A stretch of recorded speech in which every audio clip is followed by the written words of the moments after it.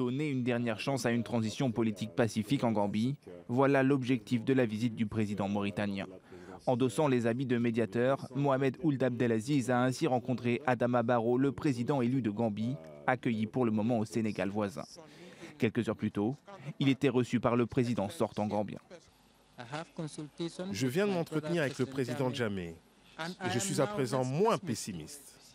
Nous allons travailler sur une solution pacifique, ce qui est dans l'intérêt de tous en Gambie. Cette médiation apparaît de plus en plus comme celle de la dernière chance alors que le mandat de Yahya Jammeh a officiellement pris fin cette nuit, mais il refuse toujours de quitter le pouvoir. Nous demandons à tous les soutiens de la coalition de se tenir prêts pour la commémoration qui se produira dès que le président élu Barrow prendra possession du palais présidentiel.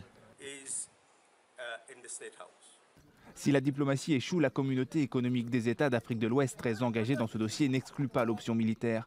L'armée sénégalaise a ainsi posté des troupes à la frontière avec la Gambie et le Nigeria a déployé des soldats et des avions au Sénégal.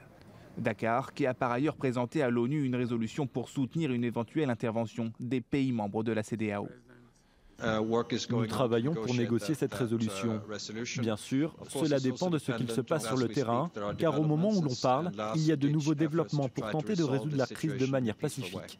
Depuis le 9 décembre, la Gambie est plongée dans une grave crise politique. Au pouvoir depuis 22 ans, le président sortant Yahya Jammeh avait initialement reconnu sa défaite face au président élu Adama Barrow, avant de se rétracter et de décréter l'état d'urgence mardi.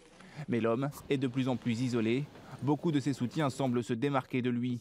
Plusieurs personnes ont ainsi démissionné ces derniers jours, dont dernièrement la vice-présidente du pays.